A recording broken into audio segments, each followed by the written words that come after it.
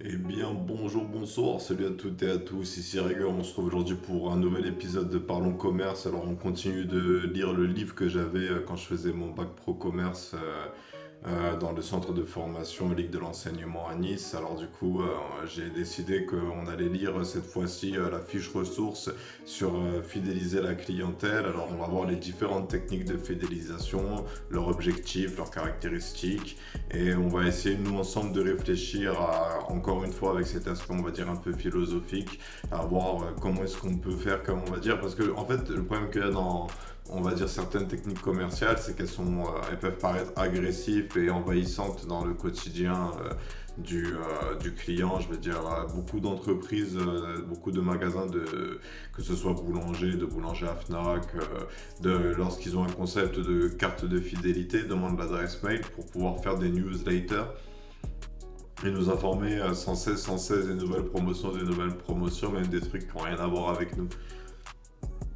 Alors nous, on va essayer de réfléchir à comment est-ce qu'on peut fidéliser la clientèle d'une bonne manière, sans paraître envahissant. Donc on va lire la page 145 de ce livre-là, Bac Pro, première et terminale, les professionnels de la vente. Il y a des fiches ressources, il y a des exercices, il y a même des corrigés. Donc en réalité, tout seul, on peut s'entraîner. Et donc nous, on va commencer et on va lire ça. Alors on va pas lire la petite histoire cette fois-ci, on va dire juste avec la fiche que je suis capable d'émettre comme signal, voir un peu sur quoi ça me fait travailler. Alors c'est parti. On va mettre le micro bien comme il faut. Là, vous m'entendez légèrement à gauche, ça a dû vous faire mal aux oreilles. Désolé. Allez, c'est parti. L'objectif de l'unité commerciale. Alors, bref, fiche ressources. La fidélisation de la clientèle. L'objectif de l'unité commerciale pour se développer est de maintenir un contact durable avec ses clients. Cet objectif qui détermine la stratégie de fidélisation doit être compris et poursuivi par chaque salarié de l'entreprise. Ok. Donc eux là ce qu'ils sont en train de nous dire c'est qu'en gros dans la fidélisation de la clientèle il y a tout le monde qui joue un rôle en réalité. Et ça c'est pas faux, c'est-à-dire que moi, on va prendre moi comme exemple ma chaîne YouTube comme point de vue. En termes de fidélisation, c'est-à-dire le fait de vous faire revenir voir les vidéos, genre moi j'ai un rôle clé parce que je suis le seul, mais toutes les personnes qui voudront, qui veulent aider la chaîne à se développer peuvent avoir un peu le rôle en tant que moussaillon de faire connaître la chaîne, c'est-à-dire que par exemple pour une chaîne YouTube, ça passerait par le partage, par les likes, par laisser un commentaire, par une bonne description, par un bon titre, tout ce qui est visuel, tout ce que le spectateur va être amené à voir devient important. Et c'est là où je veux en venir, c'est que en gros, même vous, de votre côté, vous jouez un rôle de fidélisation, c'est-à-dire qu'en parlant de la chaîne à vos amis, à votre entourage, vous pouvez faire en sorte qu'on débloque des nouveaux moussaillants, qu'on connaisse de nouvelles personnes, faire venir de nouvelles personnes dans l'aventure. Et du coup, chacun peut jouer un rôle. Et dans un magasin, cette réalité est encore plus vraie dans le sens où il y a aussi le relationnel qui joue un rôle important. C'est-à-dire que au-delà on va dire, des techniques qui vont nous être exposées, il y a tout simplement la conduite du vendeur, la conduite de l'employé, qui va être révélateur de l'ambiance de l'entreprise et du respect que l'entreprise accorde à sa clientèle, qui peut du coup permettre de fidéliser un client. C'est-à-dire que si la transaction se passe bien, bien évidemment, le client va être enclin à revenir et à profiter, c'est-à-dire à revenir et à faire des achats dans ce magasin.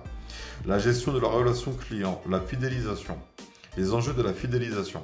Économique. Il est moins coûteux pour un point de vente de conserver un client que d'en conquérir un nouveau. Un client fidèle génère un chiffre d'affaires plus stable.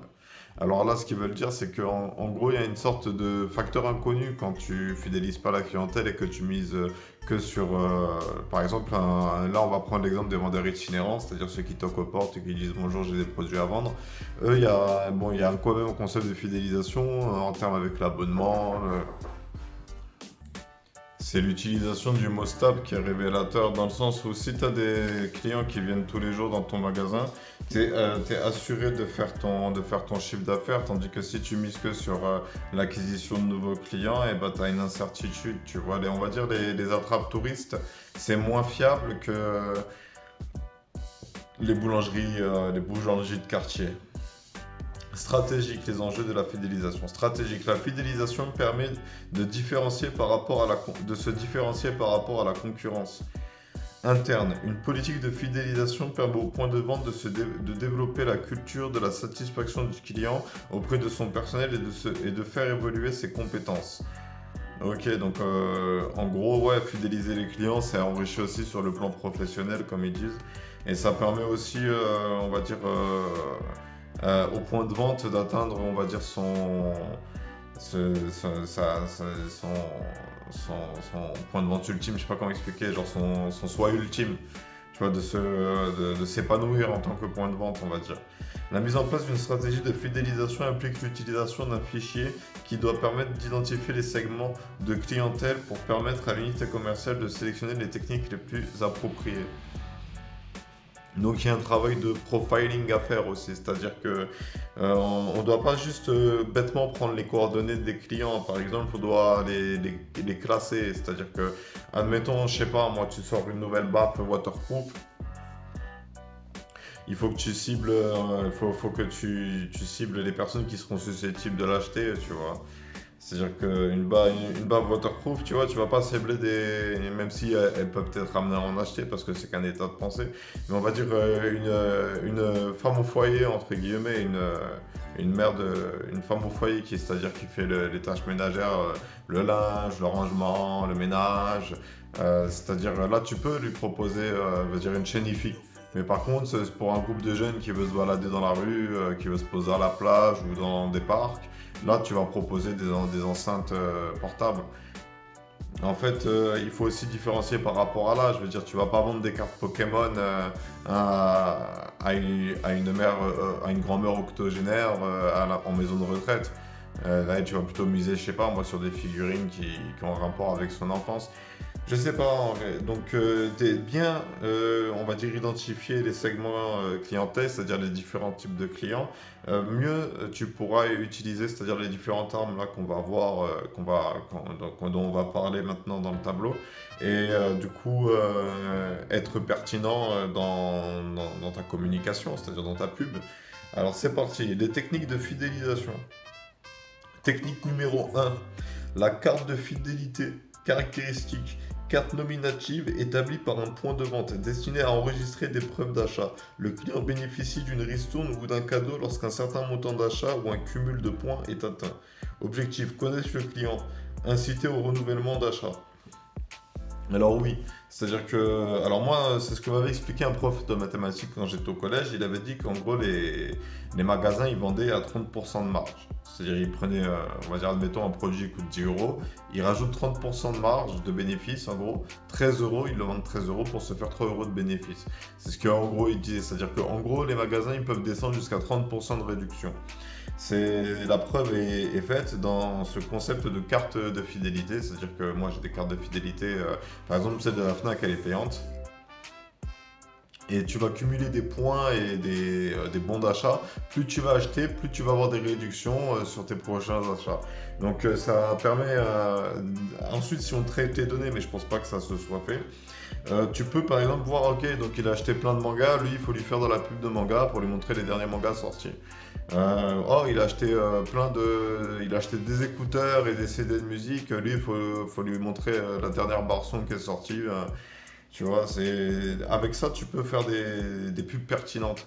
Et inciter au renouvellement d'achat, oui, c'est-à-dire que si les gens ils ont des bons d'achat et non pas qui ne marchent que si tu fais un achat de produit, c'est-à-dire ils ont 20 euros de bons d'achat, ça marche que si tu peux pas avoir un truc à 20 euros, t'as 20 euros de réduction en gros.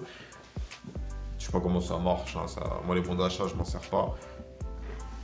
Donc du coup, ouais, ça incite à retourner au magasin, à refaire une liste, à racheter des trucs pour justement utiliser ce bon d'achat. Ensuite, il y a un autre truc que je connais pas, c'est la carte privative de paiement. Carte nominative délivrée par un distributeur pour permettre aux clients de régler ses achats dans les différents points de vente affiliés à l'enseigne. Cette carte permet aux clients de bénéficier de certains avantages. Offrir une facilité de paiement, augmenter le panier moyen, constituer un fichier clientèle, développer l'attachement à l'enseigne. Alors ça je connais pas comme système mais ça reste intéressant, il y a mon oncle qui avait fait quelque chose qui ressemble à ça. Lui, il voulait proposer un truc une application ou quelque chose dans le genre qui faisait des réductions dans les différents magasins affiliés. Et il avait quelques magasins à lui et il distribuait des prospectus parce qu'il fallait juste s'enregistrer sur une adresse mail et créer un compte. Moi, j'aimais pas faire ça parce que j'ai du mal à aller vers les inconnus. Moi, j'aimais être en point de vente, savoir quand le client rentre, savoir il vient pour visiter le magasin. Lui, je sais qu'il va acheter quelque chose, potentiellement. Mais le truc dans la rue comme ça, arrêter les gens, moi, je sais pas, ça me gêne. Et donc du coup, ouais, offrir une facilité de paiement, bah oui, une carte nominative. Alors, je sais pas qu'est-ce qui pourrait ressembler à ça. On a la carte ticket resto qui ressemble à ça, où tu peux acheter à manger dans différents points qui prennent cette carte. Alors ouais, ça facilite le paiement et tu as une carte pour tout type de trucs et si tu rajoutes à ça, on va dire, certains avantages comme par exemple des prix moins élevés, plus de points cumulés, des systèmes de parrainage, j'en sais rien, c'est-à-dire si tu fais faire la carte à un pote à toi, tu as des réductions toi aussi. C'est vrai que ça peut en faire un client bonne école, on va dire, c'est-à-dire un client qui vient souvent, qui fait des achats et qui en plus de ça parle du magasin à ses potes. Le système de parrainage, c'était fait par exemple à GoSport, je crois, si je me souviens bien. Ensuite, on a aussi les soldes privés, les clubs clients. Alors ça devrait être, ils en faisaient. Actions promotionnelles réservées à la clientèle fidèle titulaire de la carte privative ou de la carte de fidélité. Ces actions visent à récompenser de façon privilégiée les meilleurs clients. Augmenter la sollicitation de la clientèle. Renforcer la reconnaissance du client. Faire d'un client ordinaire un client privilégié. Alors ça, je trouve que ça, c'est un super bon concept en réalité. Les soldes privés. C'est-à-dire que si tu as la carte d'un magasin, pendant les périodes de solde ou même en dehors des périodes de solde, à un moment un moment M du mois ou de l'année, faire des soldes privés. Donc tu viens avec ta carte de fidélité et tu as accès aux réductions du magasin. Je trouve que ça c'est une super bonne idée. Je veux dire, même en tant que client, je veux dire, si par exemple, je sais pas, moi t'adores t'habiller chez Jules, je prends Jules comme exemple, hein. Si tu adores t'habiller chez Jules et que tu as la carte de Jules qui te permet d'avoir accès à plein de soldes privés et tu peux te faire plaisir avec là les vêtements, la vérité, genre, je trouve ça trop, trop bien. Si t'es fan, je veux dire, si le mec il est déjà conquis, s'il est déjà conquis, qu'il aime déjà le magasin, qu'il vient déjà et qu'en plus de ça tu le récompenses comme ça en disant bah, ok, alors toi t'achètes souvent ici, allez, je te fais que des ristournes. J'adore ce genre de concept. Ce qui est semblable à YouTube, c'est en solde privé, c'est les comptes Discord. Tu vois, ça crée une connexion plus forte avec le client, tu vois. Je sais pas, je trouve que c'est quelque chose qui devrait être plus fait. C'est pas trop fait, je trouve. Je sais pas, on m'en parle pas à la FNAC, on m'en parle pas à GoSport. Mais après aussi, la fidélisation. Il faut savoir que même si tu as tous ces systèmes-là qui sont mis en place, si à aucun moment tu en parles au client de toutes ces possibilités, jamais il sera au courant et jamais il pourra en profiter. Donc il est très important dans un point de vente de missionner l'équipe de vente, de faire la carte de fidélité. Mais il faut que la carte de fidélité propose quand même des avantages intéressants pour le client parce que sinon c'est juste du racolage. Prospectus, catalogue, journal d'information. Support d'information illustré qui présente l'enseigne à travers son assortiment, ses services et son actualité commerciale. S'adresse au client, attire le client vers le point de vente. Établir un lien régulier entre le point de vente et le client. Alors ouais, ça c'est les trucs classiques quoi, à l'ancienne, hein, avant que la pub à la télé n'existe, j'imagine que les mecs qui faisaient ça peut-être, j'en sais rien. Moi.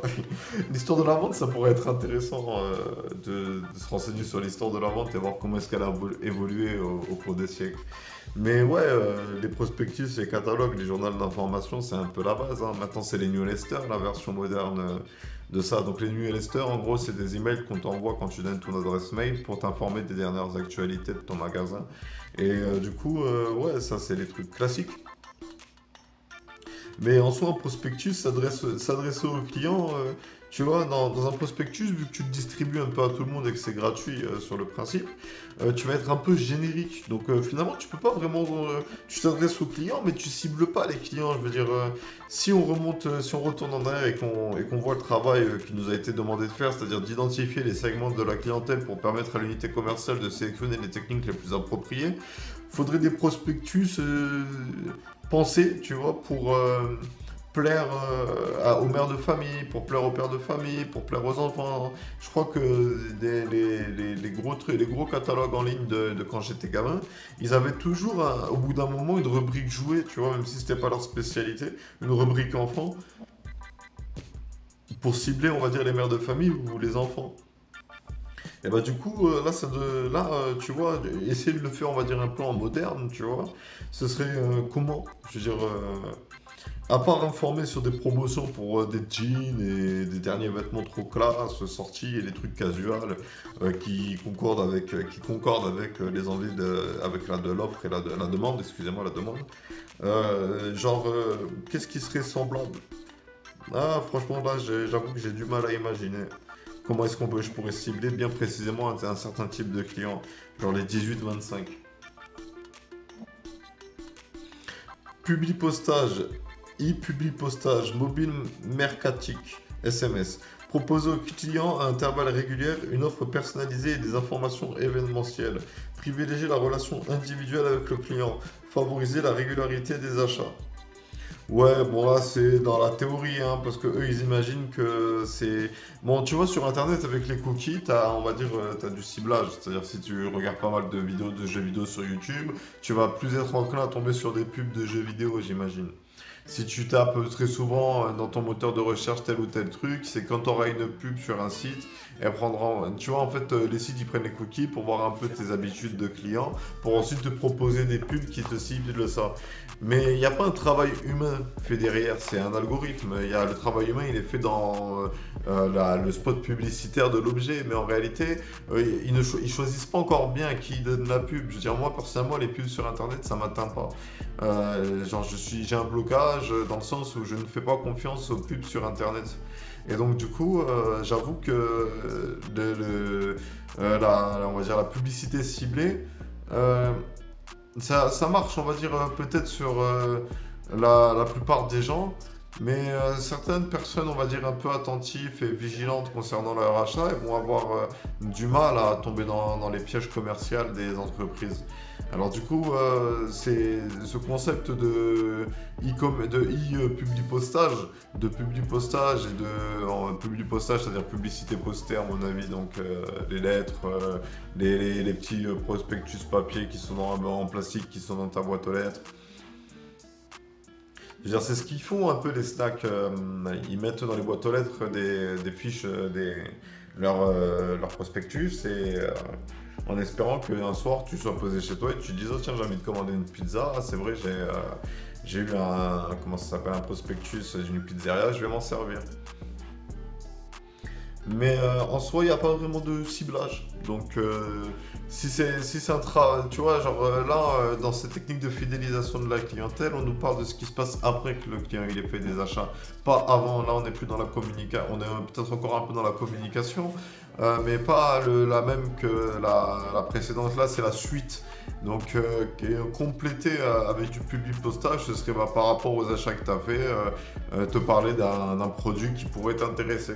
Mais en réalité, ça, un vendeur compétent, il le fait pendant la vente. C'est-à-dire, il n'a pas besoin de prendre tes informations et de envoyer ça à une équipe qui va analyser tes achats et ton ticket de caisse pour t'envoyer la nouvelle pub du dernier jeu. Genre, si par exemple, il te voit, je sais pas moi, que tu achètes, j'en sais rien moi. Que tu rentres dans le magasin et que tu dis je veux faire un cadeau pour mon neveu, tu vois, lui il va déjà plus être guidé. Tu vas lui dire l'âge de ton neveu, il va dire allez, il a 14 ans, il aime bien Call of Duty, tu vois, donc lui il va te reconduire vers le dernier Call of Duty. Tu vois, donc une fois que tu l'auras acheté, tu te diras oui, et si jamais votre neveu, alors tu vois, ça c'est pour faire plaisir, et dans un monde où ça te choque pas qu'un enfant il joue à un jeu de guerre. Mais je sais pas, tu peux avoir le même délire avec Pokémon, hein, il aime bien Pokémon, tac, il te parle du dernier jeu Pokémon, il te présente un dernier jeu Pokémon, ensuite tu donnes le prospectus qui te parle du futur DLC Pokémon et que tu peux venir l'acheter dans son magasin avec un code promo.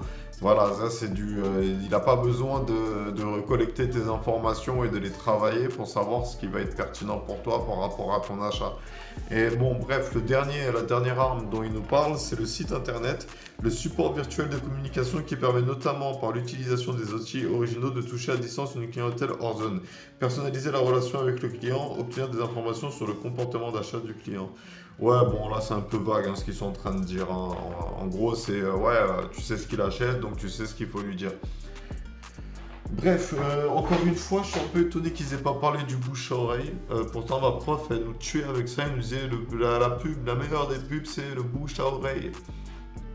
C'est-à-dire, en gros, faire en sorte que ça se passe bien pour un de tes clients, pour qu'ensuite lui-même, de lui-même, il parle de ça à ses amis pour dire ah putain les gars. Riyad, je regarde un mec qui fait des vidéos sur YouTube, il parle du monde du commerce, il a parlé des différentes techniques de fidélisation de clientèle, ça tombe bien, nous on fait un bac pro, venez les gars, on monte ces vidéos au prof, j'en sais rien, là j'invente un scénario. Genre en soi, tout ce que je fais c'est lire les tableaux et dire ce que j'en pense. Mais oui, en réalité, toutes les armes qui nous ont été montrées, en réalité c'est les armes classiques de techniques de fidélisation. En réalité, il n'y a même rien d'extraordinaire. La chose un peu unique, c'est vraiment les soldes privés et les clubs clients. Mais aussi, il y a ce concept de carte privative de paiement. Tu vois, par exemple, ce qui pourrait être intéressant, c'est que si t'as, par exemple, t'es dans une zone commerciale, t'es dans un centre commercial, t'as, je sais pas, moi, on a cas de bière bourse, t'es un cash express. Les gens qui ont la carte de fidélité cash express, si par exemple tu peux leur offrir des bons de réduction pour le café d'en face, tu vois, ça peut être cool, genre pour 10 euros d'achat, 1 euro offert au café d'en face. Ça, c'est le genre de truc que les gens ils peuvent faire à l'intérieur des centres commerciaux s'ils essaient un peu de vivre ensemble et de s'entraider et de ne pas être focus que sur les objectifs de leur magasin, mais plutôt le fait de développer la zone commerciale et de faire en sorte que ce soit un endroit agréable pour tous et un lieu de divertissement et de relaxation pour tous citoyens français de nationalité française et même autres pour les touristes et compagnie. Ça, c'est l'utopie de la vente. C'est le manga de la vente, quoi. C'est le centre commercial où tout le monde dit les potes. Mais en réalité, la plupart du temps, les magasins ils sont en concurrence les uns contre les autres. C'est à celui qui fera le plus de clients, qui attirera le client chez lui, qui le fera dépenser le plus d'argent. Il y a un peu ce côté, on va dire, requin dans la vente qui est très dommage. Et on vous demande à tous de devenir au moins des piranhas, être capable de survivre dans ces eaux dangereuses. Donc je sais vraiment pas ce que vous cherchez dans cette série de vidéos, mais après pour l'éducation, ce qui est bien, c'est que si tu apprends les techniques de vente, tu apprends un peu les stratégies pour éviter de te faire arnaquer par un vendeur qui veut juste te faire payer plus cher. Là, par exemple, en voyant tout ce système de fidélisation de clients, c'est un peu comme du hameçonnage, quoi. C'est du hameçonnage légal. C'est-à-dire qu'ils essaient de t'attirer dans leur magasin pour que tu dépenses ton argent dans leur magasin. Et comme eux, ils sont motivés par des chiffres d'affaires, ils n'ont pas spécialement un peu cette connaissance. Je veux dire, par exemple, en vente, moi, c'est sur le lieu de travail qu'on me parlait de ça, mais il y a aussi respecter le budget du client. À Boulanger, on faisait beaucoup ça, hein. On ne vendait pas des produits plus cher que le budget du client sous prétexte qu'il avait les moyens. On cherchait vraiment le produit qui correspondait à ses besoins, à ses envies et qui était le plus approprié pour la situation qu'il nous demandait de résoudre. Et donc du coup, oui, le monde de la vente, c'est un monde, on va dire, rempli de requins potentiellement. Mais une nouvelle génération de vendeurs pourrait retourner le game et changer les codes établis et rendre plus beau la vente et plus on va dire, utopique. C'est pas impossible de créer une utopie, les gars. Faut juste qu'on se mette tous d'accord sur c'est quoi les règles de l'utopie. Bref, on a lu toutes les techniques de fidélisation de la clientèle. Je vais en profiter parce que j'y pense. Je vais vous rappeler qu'en ce moment sur ma chaîne, il y a un jeu concours. Alors la première place a déjà été remportée. Maintenant, il faut se battre pour la deuxième et pour la troisième place. La deuxième place, c'est 35 euros de cadeau à la FNAC. La troisième place, c'est 15 euros de cadeau à la FNAC. Je rappelle les règles du jeu concours. Vous devez réunir un maximum de mots-clés avant le 6 septembre. Le 6 septembre, il faudra m'envoyer par message privé les mots-clés que vous avez récoltés. Les abonnés qui auront récolté le plus de mots-clés et le plus rapidement recevront les lots promis. Et du coup, je vais vous donner le mot-clé de cette vidéo. Et le mot-clé de cette vidéo, c'est vérité. Je répète, le mot-clé de cette vidéo, c'est vérité. Ok, alors nous, maintenant, on va réfléchir à peu près un peu à quelle notion on pourrait apprendre en plus. Là, on a vu comment fidéliser, on a vu comment se faire connaître. Ensuite, on a vu comment fidéliser les clients. Mais c'est pas, ça va pas, ils n'ont pas assez insisté, je trouve, sur faire en sorte que la vente se passe bien. C'est fou, une bonne vente qui se passe bien, où il y a pas, où le client il se sent respecté, il se sent et il est satisfait de l'achat qu'il a fait, c'est la meilleure des pubs. Parce qu'après, il va en parler à toute sa famille, à tous ses amis. Oh, je suis allé là-bas, j'ai fait une bonne affaire. Oh, j'ai fait ci, j'ai fait une bonne affaire. Bref.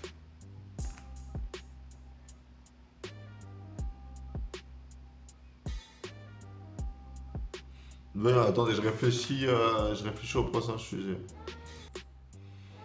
Voilà, dans la prochaine vidéo, on fera le dossier 16, la découverte du client, page 97. Je sais pas si vous avez vous aussi un livre de commerce ou celui-là, mais on va essayer de se mettre en situation. On va lire, on lira, ça se passe à Darty, donc on lira le petit énoncé et ce qui nous est demandé, on fera les vrais ou faux. Et du coup, voilà, donc c'est tout pour cet épisode. J'espère qu'il vous aura plu, j'espère que vous aurez pu améliorer vos techniques de fidélisation ou en tout cas que vous aurez un peu mieux compris à quoi ça la fidélisation, quels doivent être les objectifs de la fidélisation. Alors, en gros, l'objectif de la fidélisation, c'est mettre bien les clients fidèles. Les clients qui viennent souvent, tu les mets bien, tu en fais des clients privilégiés, des clients plus que clients, des clients grade 2, des clients niveau 2. Et donc du coup voilà, c'est tout pour cet épisode. Ça sert à rien que je creuse un peu plus le sujet. Personnellement, moi c'est un aspect, la fidélisation du client. Je pense que le mieux c'est de faire une bonne vente. C'est toujours ça la manière, le secret, faire une bonne vente. Et donc du coup, nous la prochaine fois, on verra justement comment apprendre à connaître le client. Donc comment découvrir le client, découvrir ses besoins, ce qu'il a envie d'acheter, pourquoi est-ce qu'il a envie de l'acheter, pour qui il a envie de l'acheter. Combien il a envie de l'acheter. Et donc sur ce, c'était Rigueur, je vous remercie d'avoir suivi cette vidéo, je vous souhaite une bonne journée, une bonne soirée, un bon après-midi, et je vous dis à bientôt pour une prochaine vidéo.